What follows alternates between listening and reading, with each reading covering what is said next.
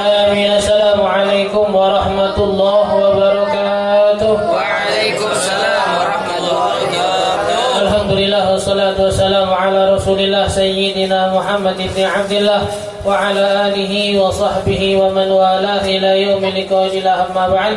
Alhamdulillah, puji serta syukur kehadirat Allah Subhanahu wa taala yang masih senantiasa memberikan kita berbagai macam nikmat, khususnya nikmat taufik dan hidayah, sehat afiat, panjang umur. Alhamdulillah kita bisa ketemu lagi, muwajahah lagi, silaturahim dalam majlis kita untuk menuntut ilmu. Mudah-mudahan seperti yang sebelum-sebelumnya selalu harapan kita kepada Allah Subhanahu wa taala agar kita diberikan ilmu yang manfaat dunia dan akhirat, ilmu yang terus bisa menjadikan kita dekat dengan Allah Subhanahu wa taala, dan mudah-mudahan sebab duduknya kita di sini, berkumpulnya kita di majlis ta'lim, bersalat kepada Nabi Muhammad sallallahu alaihi wasallam, Allah kabulkan segala macam doa kita, hajat kita, Allah mudahkan urusan kita dunia dan akhirat, dan menjadi sebab turun rahmat dan ampunan dari Allah Subhanahu wa taala. Amin ya rabbal alamin. Kita lanjutkan pembahasan kita dalam kitab Safinatun Najah. Ya, sekali lagi kita mengulang pelajaran fikih kita. Kemarin terakhir udah kita bahas pembahasan alamatul bulugh, ya, tanda-tanda seseorang udah balik. Ya, kita bilang pembahasan tanda-tanda orang balik gampang. Cuma 3 hal yang menandakan seseorang itu udah menjadi orang yang balik. Balik nanti masuknya ke mukallaf. Apa mukallaf? Orang yang udah dituntut pada dirinya sendiri untuk melaksanakan segala macam ibadah yang diwajibkan oleh Allah Subhanahu wa taala, dan menjauhkan dirinya dari semua hal-hal yang dilarang oleh Allah Subhanahu wa ta'ala. Ya, kalau kita mau bilang tandanya gampang, laki umur 15 tahun, perempuan 15 tahun balik. Ya, laki-laki yang keluar air mani umur 9 tahun balik. Perempuan yang keluar darah haid umur 9 tahun udah balik. Itunya gampang. Cuma yang kita pengen kita semua pahamin adalah ketika hal tersebut salah satunya yang udah terjadi sama kita, berarti malaikat kanan kita, malaikat kiri kita udah mulai bergerak, mencatat sendiri. Kemarin kita bilang hadisnya, ya, wa in shabi hatta yablugh. Sebelum masuk itu semua catatan malaikat belum berjalan, baik atau buruknya. Ya, meskipun sebagian mengatakan catatan baiknya udah berjalan buat tuh anak dan orang tua yang mengajarkannya, tapi buat dirinya sendiri belum. Kalau udah balik, udah. Ya, dan hampir semua yang hadir di sini kebanyakan orang-orang yang udah balik. Makanya perhatiin. Ini fikihnya kita bahas dari ulang lagi, perhatiin nanti dari wudunya, sholatnya dan lain-lain, perhatiin lagi. Jangan sampai di antara kita masih banyak yang belum paham wudu gimana, belum paham sholat gimana. Yang akhirnya nantinya di akhirat semua jadi utang dia.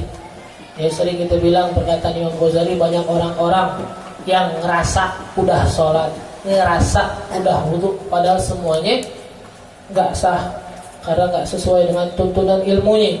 Akhirnya di akhirat semua catatannya kosong. Ini malam insya Allah kita bakal bahas masalah wudu, tapi sebelumnya kita bahas secara cepat dulu, ya, salah satu wasilah atau cara yang dibolehkan oleh Allah Subhanahu wa taala kepada umat Nabi Muhammad, yaitu bersuci dengan menggunakan batu. Ya, jadi ketika kita nggak menemukan air, kita bisa beristinja, ya, dengan batu. Batu di sini kiasan, maksudnya kiasan boleh dengan batu dan semua barang yang keset. Ya, tisu boleh, dedaunan bahkan boleh, asalkan jangan hal-hal yang dihormati dalam agama. Ya, jangan kitab, jangan Al-Quran, apalagi waliyadzubillah, ya, atau makanan, itu gak boleh tuh. Itu hal-hal yang dihormati dalam agama. Tapi selain itu boleh sebagai pengganti batu digunakan hal tersebut untuk beristinja dengan 8 syaratnya. Ya, di antara lain di sini disebut harus dengan 3 usapan. Mau kata sekali, 2 kali udah bersih, harus diganjilin menjadi 3. Terus yang kedua, wa ayyun qiyal mahal, dan dibersihkannya itu sampai benar-benar tempat keluarnya kotoran itu bersih. Ya, dibilang bersihnya gimana? Sampai sekiranya sisa-sisa kotorannya itu nggak bisa lagi dibersihin kecuali dengan air. Udah pakai tisu, udah pakai batu, udah diusap-usap terus nih, masih ada sisanya dikit, berkali-kali udah nggak bisa, udah cukup. Nah, itu sisanya nggak bisa lagi dibersihin kecuali pakai air. Nah, yang gitu udah dimaafin. Ya, wala yifan najas, dan kalau mau pakai batu, mau pakai tisu, sebelum buang air siapin dulu. Kenapa? Karena ketika dia kotorannya udah kering nggak bisa lagi pakai batu. Jadi benar-benar selesai buang air langsung dibersihin. Wala yantakil, dan najisnya nggak boleh pindah. Ini kalau maaf buang air kecil, terus ada cipretannya ke kaki, yang bisa dibersihin cuma yang di kemaluan doang, tapi yang di kaki nggak bisa, harus pakai air. Wala yatra alaihi akhar, dan nggak boleh najis tersebut bercampur dengan zat lain. Ya, lagi habis buang air kecil, buang air besar, tahu ada angin. Anginnya niup pasir atau niup debu, kena tuh debu ke kotorannya, maka saat itu juga nggak bisa digunakan lagi batu atau tisu sebagai pembersih. Wala yujawi atau hasyabatah, yang keenam, nggak boleh kotorannya itu melebar kemana-mana yang tadi kita bilang. Sama sama yang nomor 4 tadi, yang 4 bahasanya nggak boleh pindah. Kalau yang keenam bahasanya nggak boleh melebar. Kalau pindah dari ujungnya maaf mental tuh ke tempat yang lain tuh pindah namanya. Cuma kalau melebar dia masih ngikutin jalur itu melebar, dan itu pun tapi tetap juga nggak boleh. Wala yusibahuma, dan nggak boleh kena air. Berarti kalau udah air berarti harus istinjanya pakai air. Yang terakhir, wa takunal ahjaru tahirah, dan batu atau tisu yang digunakan itu semuanya harus dalam keadaan suci. Itu 8 syarat. Kalau nggak jelas silakan pelajari lagi. Kenapa Anda baca cepat? Karena ini mungkin banyak yang nggak banyak digunakan di tengah-tengah kita, kecuali orang-orang yang suka jalan-jalan. Ini harus dipaham. Makanya kita bilang berkali-kali salah ketika ada orang ngaji bilang hidupnya makin susah. Salah ketika ada orang bilang dia ngaji, dia paham ilmu agama, hidupnya makin susah, salah. Ente nggak jalan-jalan nih, nggak paham sholat qashar, sholat qadha, enak gak? Gak enak. Orang-orang sholat bisa 2, bisa digabung, ente nggak paham, nggak boleh. Ente nih sholat subuh, ngantuk banget. Ketika ente nggak paham kunut itu sunnah atau wajib, tahu-tahu ente kelupaan kunut, nggak tahu sholat sujud, nggak tahu sujud sahwi, ulang lagi sholat. Banyak kayak begitu. Di antara kita masih banyak yang nggak paham kunut itu sunnah atau bukan. Ketika dia sholat subuh nggak pakai kunut, diulang lagi. Masalah apa lagi? Banyak dah pokoknya. Ketika orang makin paham ilmu agama, makin enak sebenarnya hidup. Dari kejahatan dia bisa terjaga, hal-hal yang Allah larang dia tahu, dia hindari. Dan hal-hal yang Allah perbolehkan untuk mendapatkan sahnya satu ibadah, dia bisa jalanin dengan berbagai macam jalan yang dia tahu. Tapi kalau orang nggak tahu ilmu, taunya satu doang nih, satu. Sumpah udah ini mau ke mana nih? Mau ke Puncak misalnya, taunya cuma lewat jalan raya Bogor, lewat Bojong, Citayam, jalanannya hancur. Ribet, tapi orang yang tahu, dari Bukit bisa masuk Tonjor, Pancoran bisa masuk Jawa, dari Depok bisa, mau kemana-mana bisa. Dimilih jalan yang dia mau, yang paling nyaman buat dia. Itu kan orang-orang berilmu kayak gitu. Nyampe ke Allah banyak jalan. Buat dapat sah satu ibadah banyak caranya. Tapi kalau dia nggak tahu, kesian. Makanya jangan gampang kebawa omongan orang-orang. Jangan ngaji. Kalau lu udah ngaji, ntar kewajiban lu makin banyak. Kita mau jawabin, kalau ente nggak ngaji pun kewajiban udah ada belum? Ada belum? Ada. Allah udah ngewajibin ente ketika balik buat sholat. Allah udah ngewajibin ente ketika balik buat puasa. Ente ngaji nggak ngaji tetap wajib. Tapi ketika ente ngaji belajar satu ilmunya, masih ada kesempatan buat ente melaksanakan ibadah tersebut sah, dan nantinya dinilai sama Allah. Tapi kalau kita nggak punya ilmu, yang dibilang sama siapa, Habib Turman Habsyi nggak salah, udah pasti orang nggak punya ilmu sampai pasti masuk neraka. Tapi dia nggak tahu ibadah, cara jalanin gimana. Yang haram dia nggak tahu, dia nggak hindari. Orang yang masuk punya ilmu aja masih bisa masuk neraka. Yang sering kita ulang-ulang, yang punya ilmu masih bisa masuk neraka ketika dia riak dalam amalnya. Apalagi yang punya ilmu. Jangan malah kita ngambilnya kebalik mikirnya. Ngapain gua ngaji? Yang punya ilmu aja masih bisa masuk neraka, kemudian gua ngaji. Salah lu namanya. Harusnya mikirnya kebalik. Orang yang punya ilmu aja masih bisa masuk neraka, apalagi gua yang nggak ngaji. Dalam satu hadis, orang-orang soleh bisa nanti di akhir hayatnya, kalau Allah tentukan dia su'ul khotimah, bisa jadi su'ul khotimah. Udah sesoleh-solehnya hidupnya, banyak ibadahnya, masa hidupnya bisa berputar kalau Allah mau. Mikirnya ke situ, bukan mikirnya tenang aja. Siapa tahu ntar di akhir hayat jadi orang soleh. Siapa tahu ntar di akhir hayat jadi orang soleh. Sekarang mah tenang aja, lu masih ada dulu, salah. Salah kebalik kalau kita mikir gitu. Paham ya?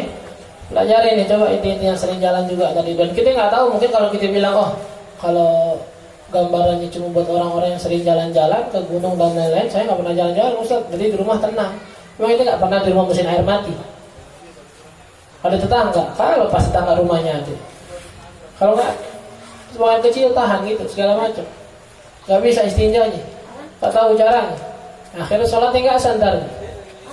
Paham ya? Jangan mau untuk ke bawah otak kita dengan omongan-omongan ngaji bikin hidup kita ribet, jangan.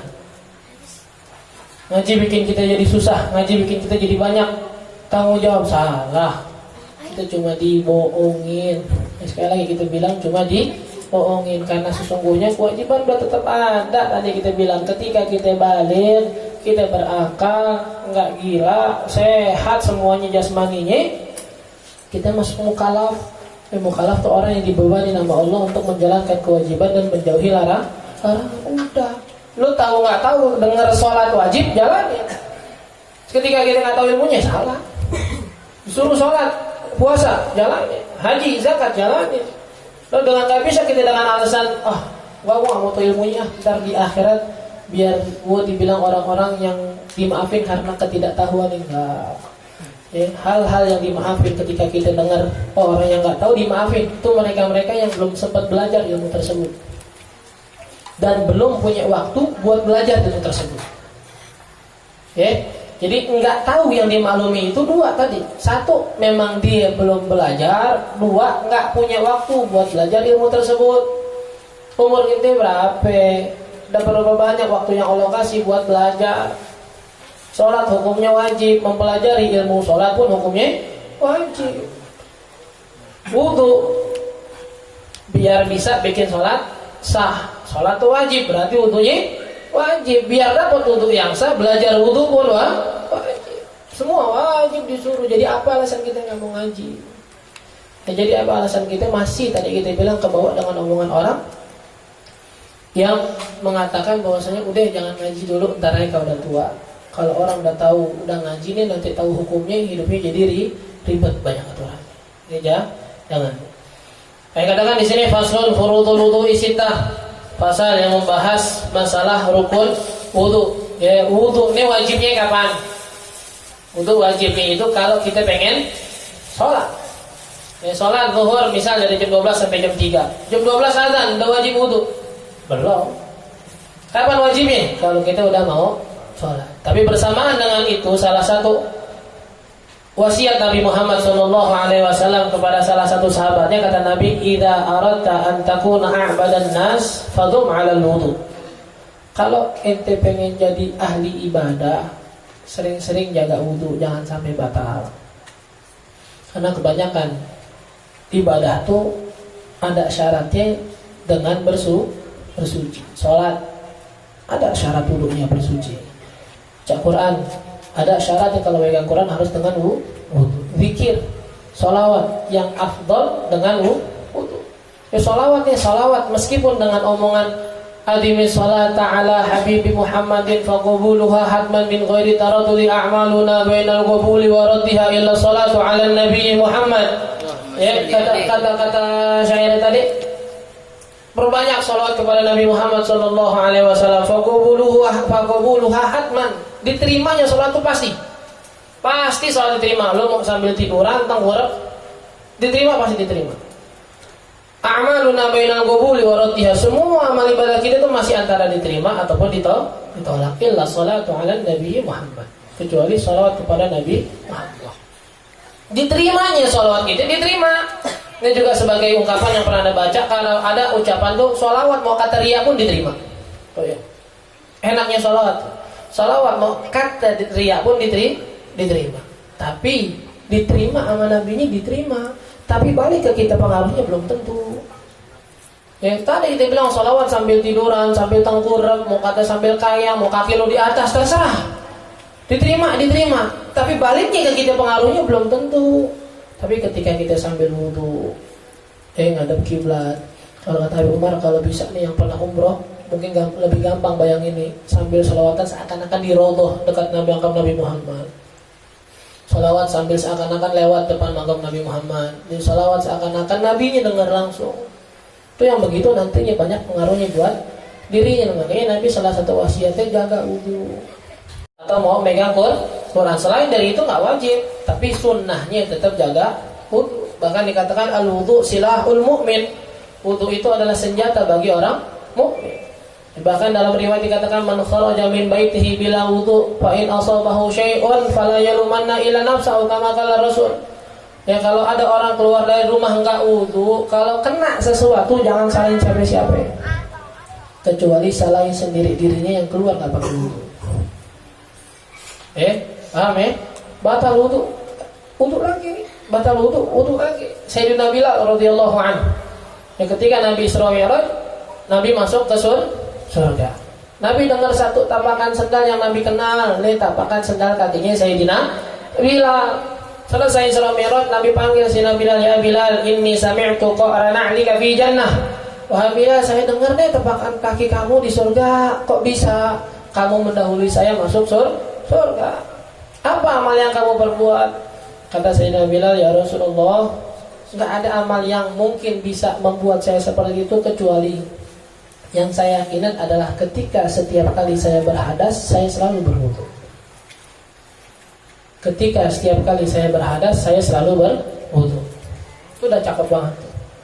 Cakepannya lagi, ente habis wudu, sholat lagi sunnah 2 rakaat sholat sunnah wudu, masya Allah. Doa ada, insya Allah dikabul sama Allah. Apa awalnya? Fadhum alal wudu, senantiasa jaga wudu. Biasain.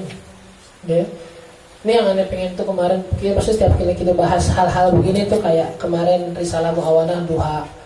Tanya dah diri kita, dari kemarin hari malam Sabtu kemarin sampai malam Sabtu sekarang, siapa yang udah ngamalin salat duha? Maksudnya ngamalin tuh ketika dia dengar kemarin nih, udah mulai ngamalin sekarang siapa? Kayak kemarin kita bilang jaga 4 waktu, masih ingat gak? Jaga 4 waktu apa aja? Kapan aja? Sebelum subuh, sama habis subuh. Terus sebelum maghrib sama habis. Udah ada gak yang ngejalanin? Dikit aja sebelum subuh, lihat subuh jam berapa? 4:38. Kalau kita begadang stop dulu tuh semuanya. Istighfar kek, sholawatan kek, zikir apa kek, wudu, sholat kek 2 rakaat. Habis subuh biasanya habis begadang subuh langsung tidur dengan alasan yang penting uang wajib udah. Coba jangan tidur dulu. Tapi bukan berarti main juga. Kata Ustaz gak boleh tidur, terusin mabar 2 game lagi. Sampai aja. Ganti nih apa nih? Lebih subuh dikiran, sholat jamaah di musola. Kan Nabi udah bilang, man sholat subha fi jama'atin thumma jalasa yadhkurullaha ta'ala hatta tatlu'a syams. Orang yang sholat subuh jamaah duduk di tempat dia sholat sampai terbit matahari dapat pahala umroh sama haji. Itu belum bisa umroh, belum bisa haji, jalanin. Selesai sholat isya, tunggu 16 menit sholat duha. Telah semua tidur. Maghrib sama. Maghrib jam berapa sekarang? 17.58, 17.55, 17.50. Udah kelar deh. Sholat berwudu 20 wudu dulu. Duduk di sejadah tungguin azan. Azan sholat maghrib jamaah. Habis maghrib jamaah, yang mana kita bilang Quran 10 menit, 15 menit aja dah. Quran nih. Quran kata Nabi dan puasa bakal datang di hari kiamat sebagai pemberi syafaat. Puasa buat kita kayaknya susah dah. Puasa yang wajib masih banyak yang ngumpet-ngumpet buat batalin. Sunnah lagi. Susah nih puasa nih, udah Quran yang aja deh, Quran 15 menit, 20 menit aja habis maghrib. Apa sih susahnya? Kita megang handphone yang miring-miring ini. Ya Allah, kuat banget. Quran baru buka dikit, langsung gini-gini. Pusing, pijitin sini. Baca Quran gak nyampe 7 ayat, pijitin 15 menit. Kenapa? Mati kita kenapa? Mati kita kenapa? Ini Quran yang banyak berkahnya, banyak pahalanya gak kuat. Sedangkan yang begituan gak tahu pahalanya, bahkan maaf sambil ngomong kasar lo kuat. Apakah kita manusia berwujud setan apa gimana? Tapi semua di tempat kebaikan gak ada yang doyan. Lu ngusur ke musola gak ada yang mau. Ngusur ke masjid gak ada yang mau. Zikiran gak ada yang mau. Sholat qobliyah, badiyah, apa badiyah subuh atau qobliyah subuh atau badiyah zikiran gak ada yang mau. Tapi kalau duduk begitu kuat banget. Makanya dikatakan masjid itu tempatnya orang-orang beriman. Lah, bahasanya pokoknya nggak betah di dalam masjid musola kecuali orang-orang yang punya sifat munafik. Di gambarannya semua tempat kebaikan, mau di majlis, mau di masjid, ya semua dalam acara-acara tabligh akbar. Yang nggak betah, hatinya hati-hati berarti. Nabi yang bilang, duduk dikit masjid musola lihat jam, kapan kelar pengajiannya. Baru mulai bahas dikit, kapan kelar pengajian. Ente main game 10 game, 5 game bisa tuh duduk gak bergerak maka ente. Coba dah lu perhatiin. Main game. Jangan kaki lu yang bergerak, tangannya gak bergerak bisa begini terus. Masya Allah, tangan lehernya begini dong deh. Gak bergerak bisa. Baru maju sedikit langsung berubah lagi. Ngomong dikit berubah lagi. Kenapa sih? Kenapa ini kita kenapa? Kenapa diri kita nggak betah di tempat-tempat kebaikan? Udah kita bahas hadis di akhir. Walhasil furudul wudu sittah. Rukun-rukun wudu itu ada 6. Al-awwal yang pertama niyah. Yang pertama niat. Itulah apalah tuh semua dalam bentuk ibadah pasti ada niatnya. Hadisnya semua dasarnya kita tahu. Innamal likulli imri'in ma nawa. Orang tuh dapat apa yang diniatkan. Kadang kita habis main bola, main futsal, sama tuh gerakannya kayak orang wudu. Habis olahraga semuanya sama gerakannya kayak orang wudu. Apaan? Muka dibersihin. Muka dibersihin, tangan. Habis tangan, kepala, kaki dia terakhir sebelum jalan. Benar gak? Hampir mirip kayak wudu. Bahkan mungkin lebih rata ketika dia bersihin badannya kotor habis olahraga daripada ketika wudu. Terus berarti dia dapat pahala wudu? Kagak. Kenapa? Niatnya bersih. Kalau niatnya wudu, mungkin dapat pahala. Kita capek jalan-jalan nih, adzan zuhur, Allahu Akbar, mampir masjid. Sholat jamaah, yuk berangkat lagi. Taruh panas, capek, enak nih masjid nih, musolanya pakai AC adem. Duduk dulu deh, senderan kayak selonjoran, ntar deh setengah jam baru jalan. Ada orang-orang yang memang habis zuhur, mereka baca Quran di musola dengan niat itikaf. Pahalanya sama. Tapi duduknya sampai ke Ustaz, sama-sama di tiang senderan, sama. Cuma dia punya niatnya itikaf ibadah. Tapi kita niat selonjoran doang adem, dapatnya apaan? Ngadepnya doang. Makanya penting satu niat itu dari setiap pergerakan kita. Bahkan kam min amalin dunyawiyatin tanqalibu ila a'malil akhirah bihusnin niyah. Berapa banyak amal-amal yang gambarannya amal duniawi. Sering kita contoh, orang ngojek mulu tiap hari, ini orang dagang mulu, ini orang mulu, boleh gambarannya begitu. Tapi ternyata dalam hati niatnya, ya Rabb saya berdagang, saya usaha buat jaga diri dari minta-minta. Ya Rabb saya punya orang tua, saya niatin buat nafkahin. Saya punya anak istri, saya niatin buat nafkahin. Gambarannya cinta dunianya orang dari pagi ketemu malam nyari duit. Tapi dengan niatnya dan apa yang ia lakukan ketika dapat duit itu padahal amalan akhirat. Kita yang ngajar nih, aneh ngajar, panggilan orang ceramah ini segala macam. Tapi sebelum ceramah udah ngitung-ngitung duitnya. Habis ceramah yang dicari duitnya. Ketika di majlis yang dipengen cium tangannya bolak-balik, dikasih tempat sendiri, dikasih minum banyak. Apa yang dapat? Dakwahnya nggak ada pahala dakwahnya sama sekali. Yang udah dapetin tuh tadi tuh. Yang dari pengen dapetin makanan, minuman, duit, salaman, cium tangan orang bolak-balik, dipuji dah tuh bayaran. Yang jelek. Makanya niat penting. Dan salah satu kaidahnya tuh kam min amalin qalilin katharatun niyah. Berapa banyak amal yang sedikit, pahalanya ternyata banyak. Karena banyaknya niat yang ada di dalamnya. Contoh, orang-orang yang maaf ya, ojek online itu kan sering jalan kemana-mana itu. Kalau dia niatin ngojek nyari nafkah doang, dapat pahala nyari nafkah doang. Tapi kalau dia keluar, ya Rob saya niat dari rumahnya, satu nyari nafkah, dua ketemu orang silaturahmi, ngucap salam. Kalau ada orang susah saya bantu. Ada hal-hal di jalanan yang mengganggu jalanan saya pinggirin. Itu semuanya selama dia jalan sebelum nyampe rumahnya lagi dapat pahalanya. Ke musola sama, ke majelis sama, saya niat ngaji ya Rob, habis ngaji ntar niat ngamalin, niat ketemu guru, niat ketemu teman-teman, niat semuanya silaturahmi yang baik-baik, semua dapat pahala. Tapi yang datang ke sini cuma nggak enak doang, ya dapat pahala. Ini nggak enaknya doang dapat. Yang datang ke sini cuma ngaji doang, ya ngaji doang dapatnya. Yang ke sini dapat dua niat, ya dua niat pahalanya. Paham ya? semua dikarenakan niat. Makanya itu salah satu tuh yang diwasiatin atau diajar guru-guru kita, jangan pernah lepas niat bahkan di setiap nafas kita. Ya, jangan pernah lepas niat-niat baik bahkan di setiap nafas kita. Kaki kanan kita yang langkah, kaki kiri kita yang langkah, kecuali kita punya niat baik dalam langkah tersebut. Ya, awal niat, tempatnya niat semua tahu. Ya, tempatnya di mana? Awal pergerakan satu ibadah. Pergerakan ibadah pertama ketika wudu apa?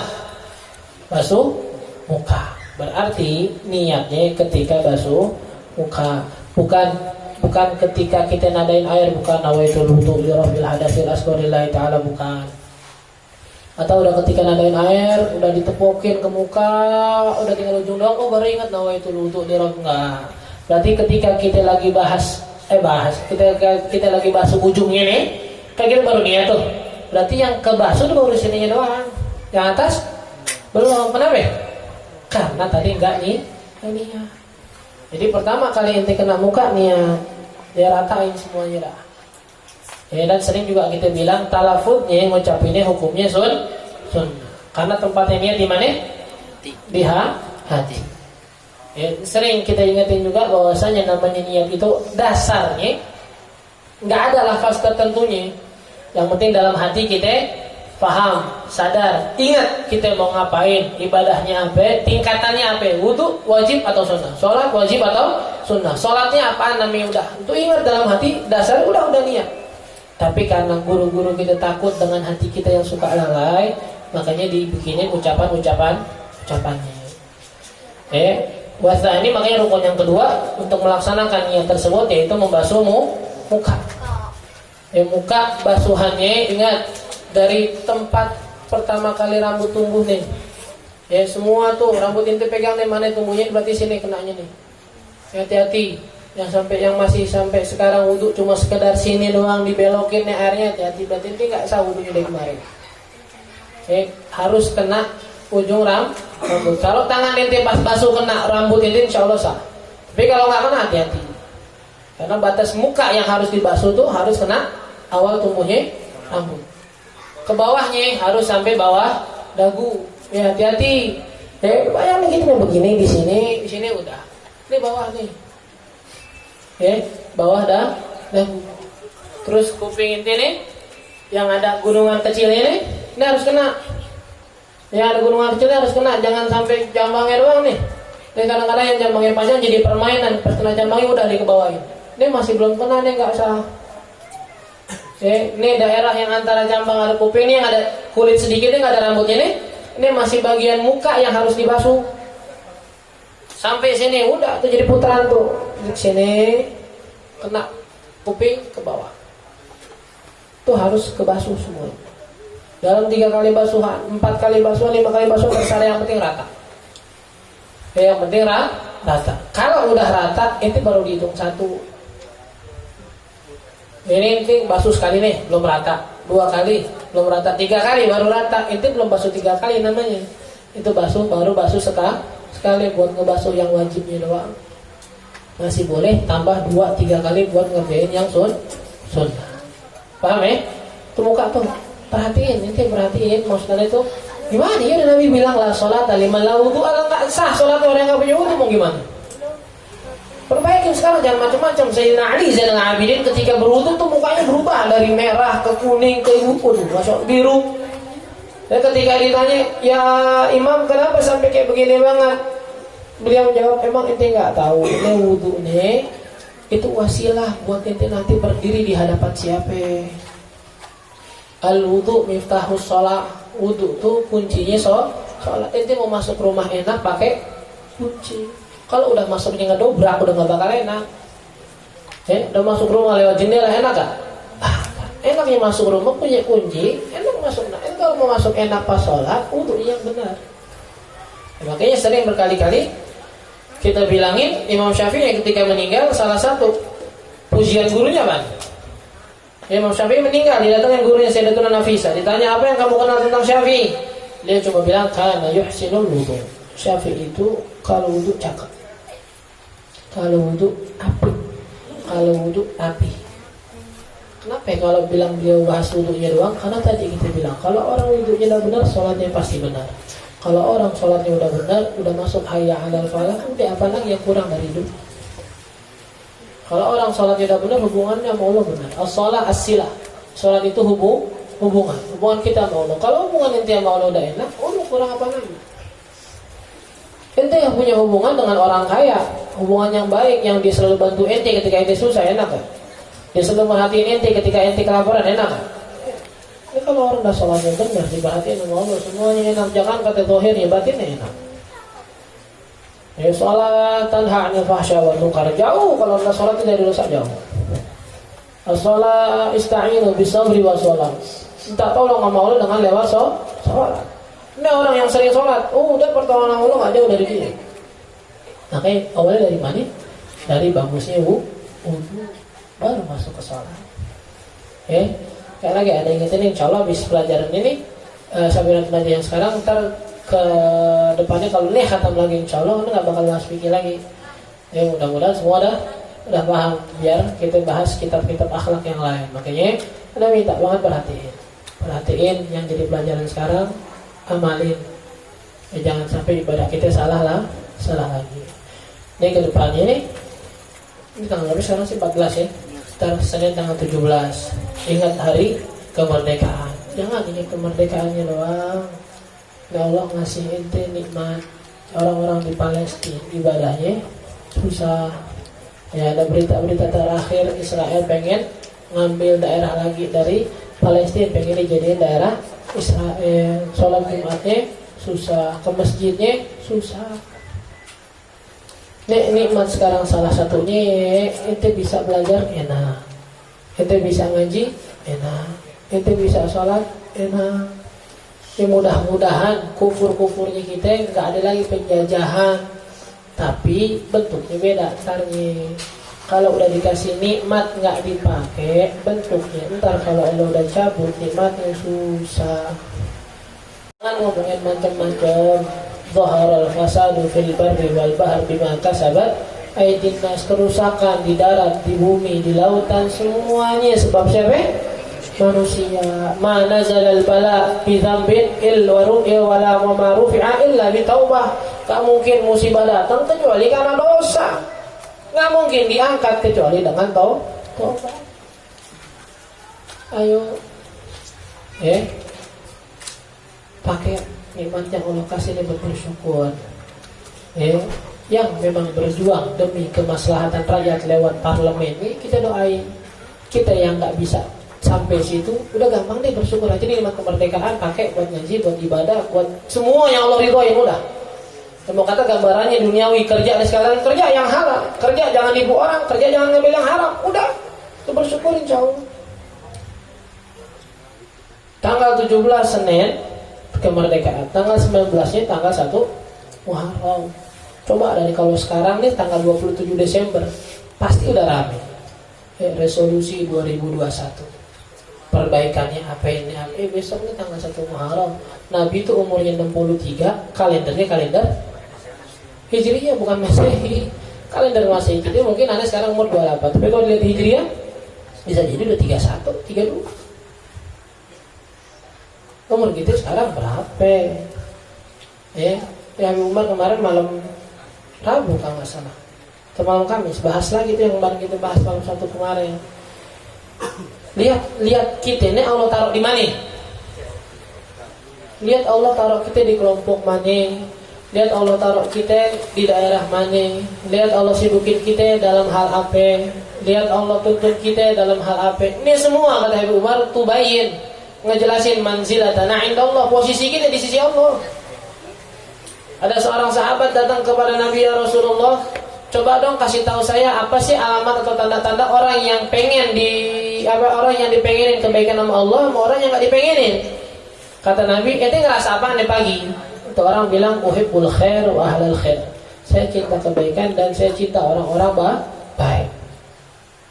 Wa badartu ilaihi wa hazintu idza fatani. Dan saya bersegera untuk melakukan kebaikan, dan kalau ada kebaikan yang saya lewatin, saya sedih. Kata Nabi, hasbuk fahada alamatu man aradahullah wa in aradalaka ghairaha lahayyaka ilal ukhra wa thumma la yubalillahu fi ayyi awdiyatin ahlakan.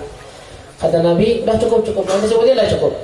Apa yang disebutin sekarang ini udah jadi tanda kalau ente dipengenin baik sama Allah. Ya. Apa yang ente sebutin sekarang udah jadi tanda ente dipengenin baik sama Allah.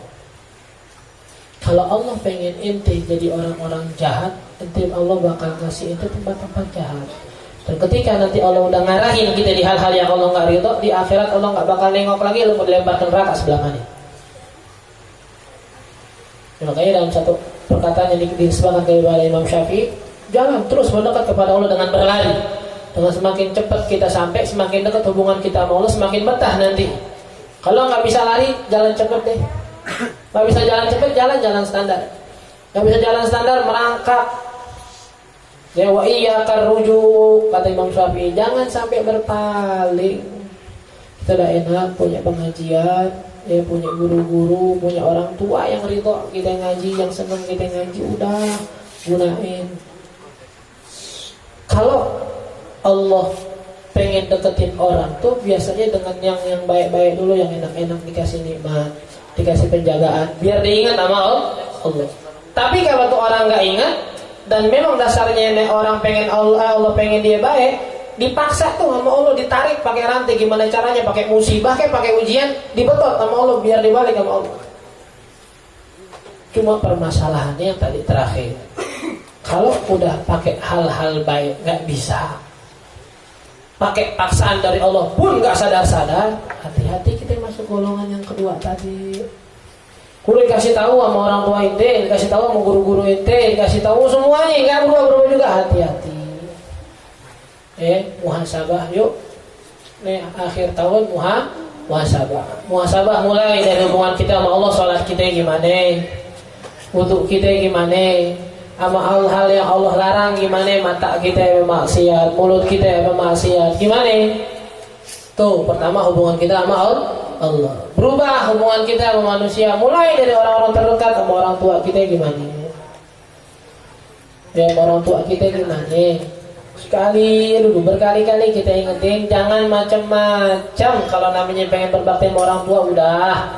Sayyidina Hasan Al-Basri ini ketua tabi'in zamannya, beliau bilang, daripada saya umroh sunnah, haji sunnah, saya lebih senang menemani orang tua saya makan malam kalau diminta. Haji nih, haji sunnah, bukan haji wajib. Kalau haji wajib pasti lebih dahulukan karena urusannya sama Allah. Haji sunnah, umrah sunnah, kata beliau, mendingan saya makan sama orang tua saya kalau diminta, dan itu membuat dia senang.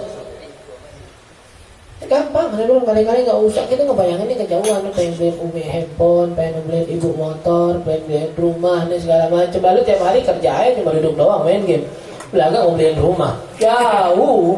Dan kalau mak lu bilang, tong nih tidur malam jam 11 tidur, lu tidurnya enak, istirahat palanya dapat karena niat nyenengin orang tua. Ini malam jangan keluar dulu, udah jangan keluar. Mau kata lu begadang di rumah, malu nggak ngeliat lu keluar, udah di rumah. Ya apa lagi? Udah deh, pokoknya kalau apa yang udah di sini temenin bapak nih main catur. Lu nggak bisa kan main aja. Ya lo mau mainin kuda, lompatnya letter, mau letter saya terserah dah. Yang penting temenin aja orang tua lu main. Mak lu bilang sini temenin man nonton gini nih, selama bukan yang haram temenin. Apaan sih nonton begini? Ini temenin aja. Gampang. Bakti sama orang tua ini, kalau durhaka sama orang tua itu satu dosa yang kalau kita lakuin nanti dosanya ada di akhirat, DP-nya ada di dunia. Balik. Kita balik. Bakti sama orang tua, pahalanya gede di akhirat, DP-nya banyak di dunia. Ya, kalau orang durhaka, dosanya nantinya durhaka banyak di akhirat, di dunia udah dapat. Dan sebaliknya, kalau kita berbakti, di akhiratnya dapat, di dunianya juga bakal dapat. Dari orang tua ke saudara-saudara kita yang gimana, sama guru kita yang punya orang tua juga, guru termasuk orang tuanya, yang udah nikah mertua termasuk orang tuanya, keluarga, tetangga-tetangga sekitar. Sampai dikatakan kalau ente mau kenal orang baik, gak usah nanya dia, tanya tetangganya, ini orang gimana. Tangganya bilang orang baik tuh orang berarti udah. Kita bertangga nggak kenal. Ya kan, bahkan tetangga kita hajatan kita nggak tahu, datangnya cuma kondangan doang. Ya orang-orang dulu kalau ada yang hajatan yang punya rumah dia tetangganya semua yang bergerak. Kalau sekarang enggak, rumahnya sendiri dia hajatan, tetangganya datang cuma makan pulang lagi udah. Semua nanti makhluk-makhluk Allah sampai binatang piaraan kita semuanya itu hubungan kita sama Allah. Periksa.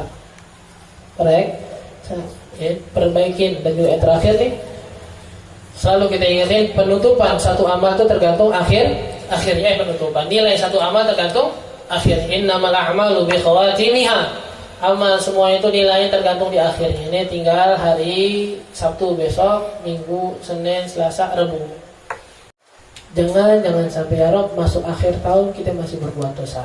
Yang akhirnya Allah catat semua setahun penuh kita berbuat dosa. Hati-hati, jaga, jangan ada yang ninggalin sholat lagi, jangan ada yang melihat haram dulu, jangan ada yang durhaka orang tua dulu, udah taruh. Dan nanti bukan akhir tahun, awal tahun pun kalau bisa dengan kebaikan. Mudah-mudahan antara kebaikan yang kita buka di awal dan kita tutup di akhir dengan kebaikan, tengah-tengahnya yang kita khilaf Allah ampuni. Jaga innamal a'malu bi khawatimiha. Kalau bisa ini penutupan atau ini banyak-banyakin taubat dan istighfar, minta maaf. Mudah-mudahan kalau taubat kita dan minta maaf kita Allah terima, tahun setelahnya kita menjadi orang yang lebih baik. Ya wallahu a'lam. Tentu majlis ini dengan baca suratul Fatihah. Fatihah pertama kita niatin buat almarhum yang tertulis di kertas ini, antara lain ila Ruh Habib Umar bin Abdullah Al-Attas wal Habib Ahmad bin Hasan Al-Attas wal Habib Abdullah bin Hasan Al-Attas wal Habib Shu'aib bin Ahmad Al-Attas wa Haji Razali bin Hasan wa Hasan bin Yahya wa Haji Mu'ti bin Saidi wa Muhyin bin Ma'un wa Haji Zaini bin Haji Azra'i wa Marzuki bin Haji Razali wa Nur Asma binti Haji Razali wa Tompawiro bin Kasaniman, Tukiyah binti Fulan, Saidah binti Haji Asmuni wa Jamal bin Haji Asmuni wa Halimah binti Khairi wa Haji Mas Mawin binti Haji Mansur, Mas Amah binti Haji Mansur, Haji Muhammad bin Haji Abdullah, Halimah bin Abdullah, dan semua para orang tua kita, keluarga kita, guru-guru kita, para kerabat kita, kaum muslimin dan muslimat yang telah mendahului kita kepada Allah Subhanahu wa taala. Mudah-mudahan Allah ampuni dosa-dosa mereka, Allah ampuni khilaf mereka, Allah terima segala macam ibadah mereka, dan Allah tempatkan mereka di tempat terbaik sisi Allah Subhanahu wa taala. Hadhihi niyyah wa ala kulli niyatin salihah wa ila hadratin Nabi Muhammadin sallallahu alaihi wasallam. Al-Fatihah. A'udzu billahi minasy syaithanir rajim. Bismillahir rahmanir rahim. Alhamdulillahi rabbil alamin. Arrahmanir rahim. Maliki yaumiddin. Iyyaka na'budu wa iyyaka nasta'in. Ihdinas siratal mustaqim. Siratal ladzina an'amta 'alaihim ghairil maghdubi 'alaihim waladdallin. Amin. Pada sekali lagi mudah-mudahan Allah berikan kita taufik dan hidayah untuk senantiasa mengamalkan ilmu yang kita pelajari, dan Allah tutup tahun kita ini dengan penuh kebaikan, dan Allah buka juga nanti tahun kita, tahun baru hijriah kita dengan penuh kebaikan. Dan kita minta kepada Allah agar Allah kabulkan segala macam doa kita, kabulkan segala macam hajat kita, Allah mudahkan urusan kita dunia dan akhirat, dan semua niat-niat baik kita dibantu oleh Allah Subhanahu wa taala. Kita minta kepada Allah agar Allah jaga orang tua kita, jaga guru-guru kita, jaga kita semua kaum muslimin dan muslimat dari berbagai macam bencana serta musibah. Allah berikan kita dan mereka panjang umur dalam kebaikan, dalam ketaatan, dalam afiat istiqamah jalan Allah Subhanahu wa taala. Khususnya kita doain Bapak Ramli yang ulang tahun kemarin tanggal 11 Agustus, mudah-mudahan Allah kasih panjang umur dalam kebaikan, dalam ketaatan, dalam kesehatan. Kita doakan mudah-mudahan rumahnya senantiasa diberikan keberkahan oleh Allah Subhanahu wa taala, keluarganya diberikan keluarga yang sakinah, mawaddah, warahmah, dan keturunan menjadi keturunan yang saleh dan salehah. Kita minta kepada Allah Subhanahu wa taala mudah-mudahan orang-orang yang senantiasa membantu majlis ini dengan donasinya, kekuatannya, kegiatannya, dan pikirannya senantiasa dibalas dengan penuh kebaikan oleh Allah Subhanahu wa taala dunia dan akhirat. Amin. Kita minta kepada Allah agar Allah tutup usia kita nanti dengan husnul khatimah. Ala hadhihi niyyah wa ala kulli niyatin salihah wa ila hadratin Nabi Muhammad sallallahu alaihi wasallam. Al-Fatihah. A'udzu billahi minasy syaithanir rajim. Bismillahirrahmanirrahim. Alhamdulillahi rabbil alamin.